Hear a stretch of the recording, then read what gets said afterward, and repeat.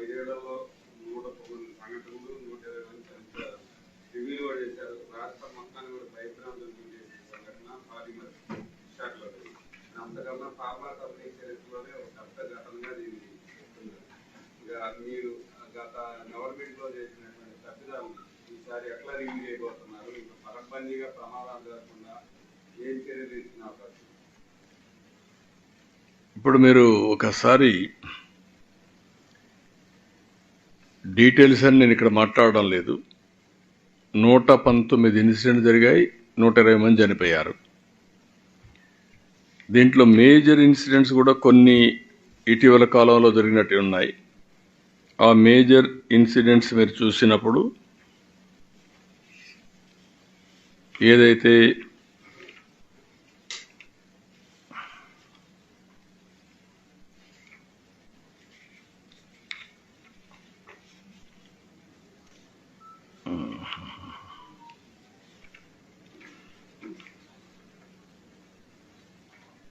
ఇరవైలో LG polymer జరిగింది, అందులో 12 మంది చనిపోయారు. 20 మళ్ళీ హిందుస్థాన్ షిప్ యార్డ్లో జరిగింది, అందులో కూడా 11 మంది చనిపోయారు. లారస్లో కూడా ఒక యాక్సిడెంట్ జరిగింది. అదైనాక ఇప్పుడు జరిగిన ఒక ఇన్సిడెంట్ జరిగింది. ఇవి కాకుండా 2, 3 అయితే కంటిన్యూగా జరుగుతున్నాయి. మీరు చూస్తే జేఎస్పీసీలో స్మైలాక్స్ ల్యాబ్స్లో 2 చనిపోవడం, అది కూడా డిసెంబర్ 27, 2019. విజయశ్రీ ఆర్గానిక్స్లో ఒకరు చనిపోవడం, ఎవ్రీ 3 నెలలకు అట్లా 2020 మే 7న 12 మంది చనిపోవడం పాలిమర్లో.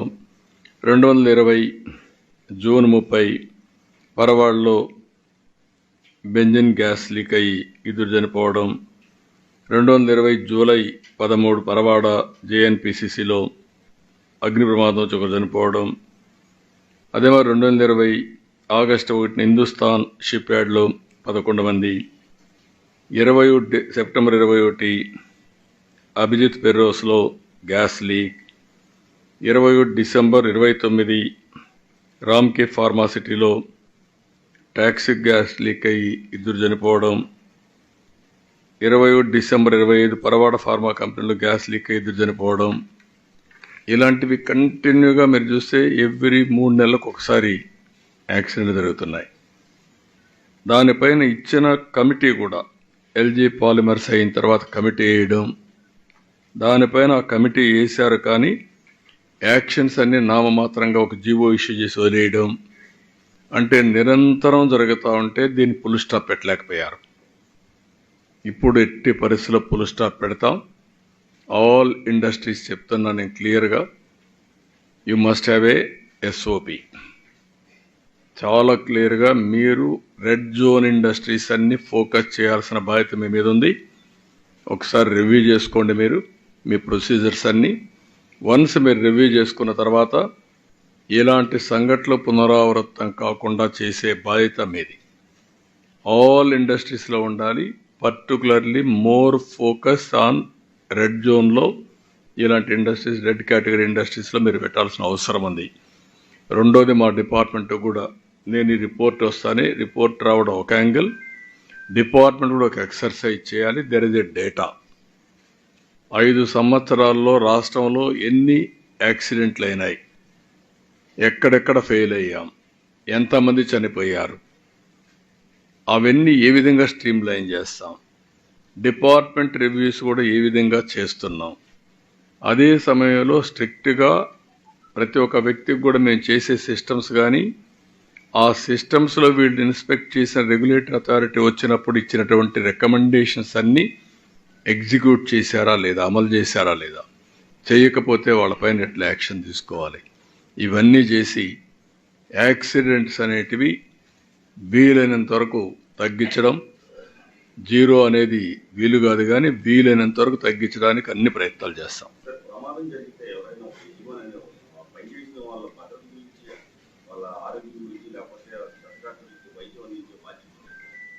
ఎక్కడా ఎప్పుడూ లేని విధంగా ఒక యజమాని పారిపోయించారు. వెనకలే ఉన్నారు, ఈ మధ్య కొన్ని జరుగుతున్నాయి, నేను అవి మాట్లాడడం లేదు. కుట్ర ఉందా లేదా అని కూడా, ఎందుకంటే గుడ్డగాల్చి ముఖాన్ని పారేసి తుడుచుకోమంటున్నారు. వీళ్ళే వచ్చి క్రిటిసైజ్ చేస్తారు, వీళ్ళే చేస్తారు. నేను I'm very clear. Law and order maintain చేయడంలో ఎప్పుడు కూడా తెలుగుదేశం కానీ ఇప్పుడుండే ఎన్డీఏ కానీ వెనుకపోయే సమస్య ఉండదు. మీరు అన్నట్టు ఎవరైనా కుట్రలు చేసినా ఆ కుట్రలు కూడా ఎక్కువ రోజులు సాగవు. ఏదేమైనా ఇటీవల జరిగే సంఘటనలు ఓసారి నాకు కూడా అనుమానం వస్తుంది. అంటే వారసత్వంగా వచ్చిన లెగసీ ప్రాబ్లమ్సా, లేకపోతే అటు ఇండస్ట్రీ కానీ ఇటు అడ్మినిస్ట్రేషన్ కానీ స్లాగ్నెస్కి వెళ్ళిపోయారా, దానివల్ల ఇంకా రికప్ కాలేకపోతున్నారు, లేకుంటే ఇవన్నీ యాక్సిడెంట్స్ అంటే మామూలు అయిపోయినాయి అనుకుంటున్నారా? నాకైతే అర్థం కావడం లేదు. దీనికి పరాకాష్ట నిన్న జరిగింది. మేనేజ్మెంట్ రాలేకపోయారు ఇక్కడికి. వాళ్ళకు డిఫరెన్సెస్ ఉండొచ్చు, కానీ ఆయనకు సోషల్ రెస్పాన్సిబిలిటీ ఉంది. I can go very firmly, కానీ రెండు కూడా నేను బ్యాలెన్స్ చేసుకోవాలి కాబట్టి ఆలోచిస్తున్నా. ఏది ఒక పక్క ఇన్వెస్ట్మెంట్ రావాలి, ఒక పక్క సేఫ్టీ కాపాడాలి, ఎంప్లాయ్మెంట్ జనరేట్ చేయాలి.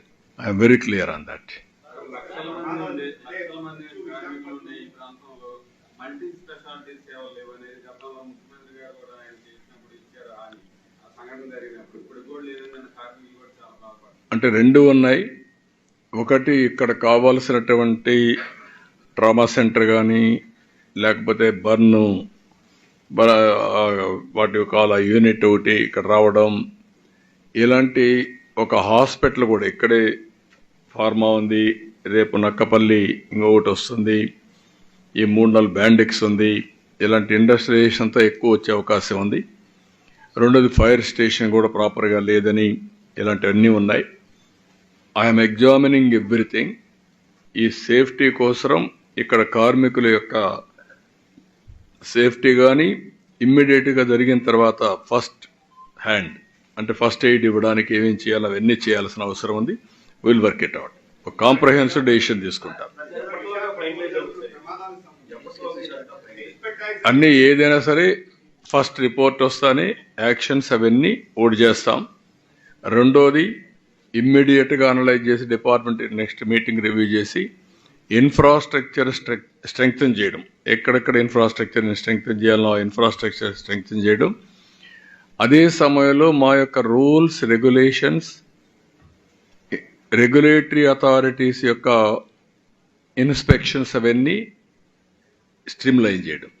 ఇప్పుడు ఏమైందంటే ఒకప్పుడు మనం రమ్మంటే ప్రతి ఒక్క ఆఫీసర్ పోయి హెరాస్మెంట్ చేయడం, 3 రోజులకు ఒకసారి వెళ్ళిపోవడం, దాంతో లేనిపోని ప్రాబ్లమ్స్ రావడం. అట్లా కాకుండా నేను పెట్టిన సిస్టమ్ మీరు చూస్తే దిస్ ఈజ్ 2018-19 పెట్టాను. కామన్ పోర్టల్ పెట్టి కామన్గా పెట్టి రెగ్యులేటరీ అథారిటీలో ఉండే అందరూ కూడా ఒకేసారి వెళ్తారు. అది కూడా సిస్టంలో సెలెక్ట్ చేస్తుంది. మీరు పలానా ఊరికి పోవాలి, పలానా ఫ్యాక్టరీ చేయాలంటే ఆ ఫ్యాక్టరీ చేయాలి. అది చేస్తూ రొటీన్గా ఏం చేయాలో చేసుకోవాలి, హెరాస్మెంట్ తగ్గాలని. అదే మరి ఎక్సెప్షనల్ రిపోర్ట్లు పెట్టాం. నేను ఇంకా స్టడీ చేస్తున్నా. ఏదైతే ఈజీ డూయింగ్ బిజినెస్ ఎట్లయితే చూసామో ఇప్పుడు స్పీడ్ ఆఫ్ డూయింగ్ బిజినెస్ మాట్లాడుతున్నాం. ఇక్కడ కూడా ఒకప్పుడు పెట్టిన నామ్స్ వల్ల ఎంత ఫలితాలు వచ్చాయి, ఇంకా ఎఫెక్టివ్గా ఏం చేయగలుగుతామో అవన్నీ తీసుకొస్తాం. ఒక 3 months maximum time will bring everything.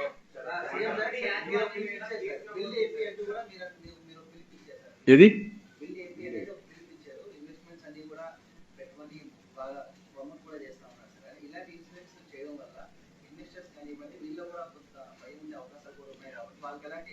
అందుకే 2 బ్యాలెన్స్ చేస్తానని చెప్పాను నేను.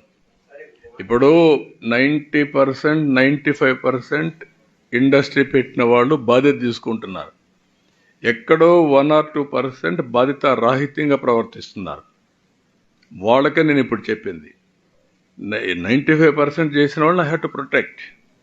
అందుకే నేను డ్రాస్టిక్గా పోవడం లేదు. డ్రాస్టిక్గా పోవాలంటే 2 నిమిషాలు డెమాన్స్ట్రేట్ చేసేవాడిని కాదు, అది కాదు.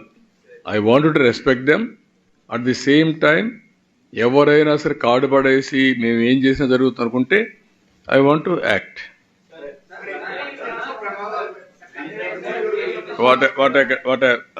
తరచూ జరుగుతుంది విశాఖపట్నం ఒకటి చెప్పారు 190 ఈ ప్రమాదాలు ఇన్స్పెక్టర్ ఆఫ్ యాక్టివ్స్ కావచ్చు, బాయిలర్స్ కావచ్చు, ఆర్మీ స్టాఫ్ కావచ్చు, పొల్యూషన్ బోర్డు కావచ్చు, సరిపడే టెక్నాలజీ కానీ వాళ్ళు ఐడెంటిఫై చేసే టెక్నాలజీ స్టాఫ్ లేరు అనేది గతంలో ఇప్పుడే ఎప్పటి నుంచో. సో వాళ్ళు రోజుల తరబడి చెక్ చేసినా సరే పరిశ్రమలో చేయడానికి సరిపడే స్టాఫ్ లేదు. సో ఇప్పుడు ఈ ప్రమాదాలు కూడా గతంలో కమిటీస్ వేసిన వాళ్ళు పూర్తిగా ఇన్స్పెక్ట్ చేయట్లేదని గతంలో పాలిమర్స్ ఇన్సిడెంట్లు కూడా సేమ్. సో వాళ్ళు చేయాల్సింది కానీ ఎవరు వెళ్ళలేదు. సో దీని మీద ఖచ్చితంగా ప్రభుత్వం సీరియస్ యాక్షన్ తీసుకుంటుంది. నేను అందుకే మీకు చెప్పి డెఫినెట్గా స్టాఫ్ లేకపోతే స్టాఫ్ పెంచుతాం. టెక్నాలజీస్ అడాప్ట్ చేసుకోవాల్సి వస్తే టెక్నాలజీస్ అడాప్ట్ చేసుకుంటాం. అదే సమయంలో వాళ్ళు కూడా ఫ్యాక్టరీ మేనేజ్మెంట్ కూడా లేటెస్ట్ టెక్నాలజీస్ కూడా అడాప్ట్ చేసుకుంటే నిన్న జరిగింది. Nowadays so many things smell చేసే సెన్సార్స్ వస్తున్నాయి, ఇలాంటి లీక్ అవుతానే సెన్సార్స్ వస్తున్నాయి. ఎంతవరకు టెక్నాలజీ డ్రివన్ మనం ముందుకు పోగలుగుతాం వాళ్ళు కూడా ఆలోచించుకోవాలి. అవసరమైతే గ్రూప్ ఆఫ్ ఇండస్ట్రీస్ మీటింగ్లు పెట్టి వర్క్షాపులు పెట్టి ఇవన్నీ కూడా డిస్కస్ చేసి అటు గవర్నమెంట్ ఇటు ఇండస్ట్రీ రెండు కలిసి public safety and at the same time environment ఫ్రెండ్లీగా ఏ విధంగా పోవాలన్నా ముందుకు పోతాం. అందుకే మీరు చూస్తే first time I have brought so many reforms in industry. SEZ నాకు తెలిసినంత వరకు ర్యాంకే కాకుండా హైదరాబాద్లో పెట్టిన వ్యాన్పిక్ సిటీ ఇవన్నీ ఐలా చట్టంలో తీసుకొచ్చిన మొదటి ఇండస్ట్రీస్ ఇవన్నీ. ఆ తర్వాత చాలా వస్తున్నాయి. తర్వాత శ్రీ సిటీ వచ్చింది, one of the best industrial zone అది. ఇక్కడ బ్యాండిక్స్ వచ్చింది, అది కూడా బాగా జరుగుతూ ఉంది. ఇవన్నీ ఇంకా చాలా వస్తున్నాయి. Future is that.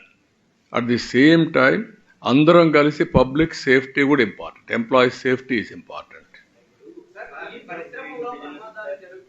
1 minute, okay.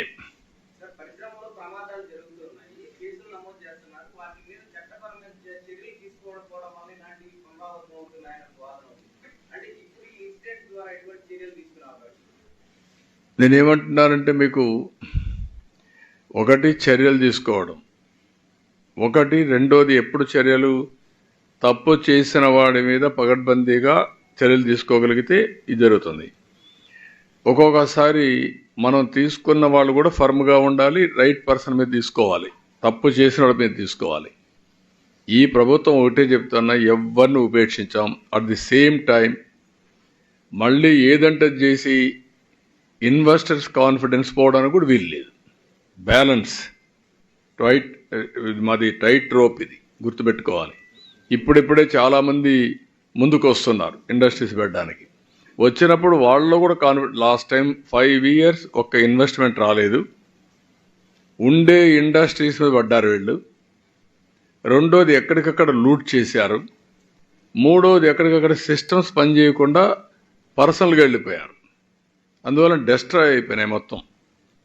నాకే అర్థం కాదు. ప్రతి ఒక్క ఇండస్ట్రీలో యాక్సిడెంట్ అవుతుందంటే నాకు ఆశ్చర్యం వేస్తూ ఉంది. ఏం జరుగుతూ ఉంది, ఏమైపోతా ఉంది, ఎక్కడికి పోయారు వీళ్ళని. ఉన్నాయి ఆ ప్రాబ్లమ్స్ అన్ని. It will take some time, will streamline, will set right. No question of compromise.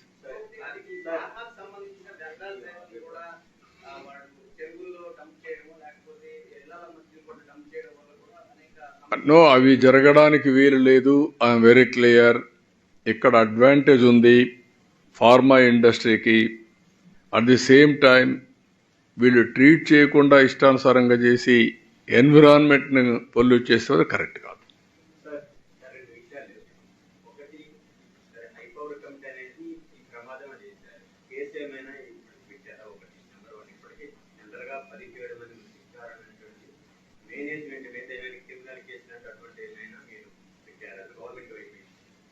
రెండోది ఏంటంటే ఈజ్ ఆఫ్ డూయింగ్ బిజినెస్ పేరు కాదు, స్పీడ్ ఆఫ్ డూయింగ్ బిజినెస్ పేరు. అసలు ఈజ్ ఆఫ్ డూయింగ్ బిజినెస్ పేరుతోనే అసలు ప్రమాదాలు అంటే నో వాట్ ఐఎమ్ సేయింగ్, మీరు ప్రపంచంలో ఇండస్ట్రీస్ పెట్టలేదు మనమే పెడుతున్నాము అనే ఆలోచన కరెక్ట్ కాదు. Be clear. మనం ఇండస్ట్రీ రాకుండా ఉంటే ఎంప్లాయ్మెంట్ క్రియేట్ చేయలేము, ఎంప్లాయ్మెంట్ క్రియేట్ చేయలేము, వెల్త్ కూడా క్రియేట్ చేయలేము. మనం తీసుకోవాల్సిన ప్రికాషన్స్ ముఖ్యం. కానీ మీరు బిజినెస్ చేయొద్దండి, అందరిని లోపలేసేయండి, లేదంటే మొత్తం కొట్టేయండి, లేదంటే ఇండస్ట్రీస్ రాకుండా తరివేయండి అంటే మళ్ళీ నష్టపోయేది మన పిల్లలే. ఆ విషయం మీరు గుర్తుపెట్టుకోవాలి. రెండు బ్యాలెన్స్ అన్నాను. ఇది జరగకూడదు. కానీ వారసత్వంగా వచ్చిన లెగసీలో వచ్చిన సమస్యలతో ఇవన్నీ వచ్చాయి. ఒకప్పుడు జరగలేదు ఇవన్నీ. భయంగా ఉన్నారే, ఆ భయం తీసుకురావాలి, అవేర్నెస్ తీసుకురావాలి. నోనో రే రే వినాలి మరి నువ్వు నీ ఐడియాలజీ అమారుకుంటే నేనేం చేయలేను. కొంతమంది మీ మైండ్ అమారుగా ఉంటాయి. ఓసారి ఆ మైండ్ అమారుగా ఉంటే అట్లే పనిచేస్తూ ఉంటాయి. కొన్నిసార్లు సందర్భాలు నేను చాలాసార్లు చెప్పాను. ఎప్పుడు కూడా ఇండస్ట్రీ, ఇప్పుడు గుజరాత్ ఉంది, ఇండస్ట్రీ వచ్చింది, అక్కడ యజమాని సైడ్ ఉన్నట బి క్లియర్. యజమాని సైడ్ లేము మేము. కానీ ఆంటర్ప్రెన్యూర్ నాడు కావాలి, వస్తేనే ఉద్యోగాలు వస్తాయి. ఉద్యోగాలు రాకపోతే సన్యాసం రాచుకుంటే ఏమొస్తుంది? నువ్వు పేదవాడికి ఆదుకోవాలంటే రాదుకుంటావు. రేపు సంపద రాకపోతే ప్రభుత్వానికి ఆదాయం ఎక్కడి నుంచి వస్తుంది? నేను చెప్పే జీరో పావర్టీ ఎక్కడి నుంచి చేయగలుగుతాను నేను? జీరో పావర్టీ చేయాలంటే somebody has to create wealth create చేస్తే ప్రభుత్వానికి ఆదాయం వస్తుంది. ఆ డబ్బులు ఖర్చు పెడితే పేదవాళ్ళకి మళ్ళీ వెల్ఫేర్ కానీ డెవలప్మెంట్ కానీ చేస్తాం. ఇవి చేయకుండా, సైకిల్ లేకుండా ఇక్కడ కట్ చేసేయండి, ఇది నా ఐడియాలజీ, మీరు కూడా ఫాలో కండి అంటే కుదరదు. నేను చెప్పింది ఎలక్షన్ నా మీద ఉన్నమా, నాకెందుకు 93% స్ట్రైక్ రేట్ ఇచ్చారు మాకు ఈ పార్టీలకి? మీరు గుర్తుపెట్టుకోవాలి. హిస్టారికల్ మ్యాండేట్ ఇచ్చారు. చరిత్రలో కని విని ఎరిగినటువంటి మ్యాండేట్ ఇచ్చారు. వాళ్ళు చేసింది తప్పు, ఆ ఫ్రస్ట్రేషన్ భరించలేక ఒక హిస్టారికల్ మ్యాండేట్ ఇచ్చారంటే we have to prove it. People are asking employment, youth is asking employment. ఒక పక్క ఎంప్లాయ్మెంట్ ఇవ్వకపోతే యూత్ రేపటి నుంచి మళ్ళీ రోడ్డు మీదకి వస్తారు. మీరు నేను ఆపలేము. అన్ని బ్యాలెన్స్ చేయడమే మా పని. అందుకే మీరు 3 నెలలు 2.5 months ఇప్పటికి అయింది మాది.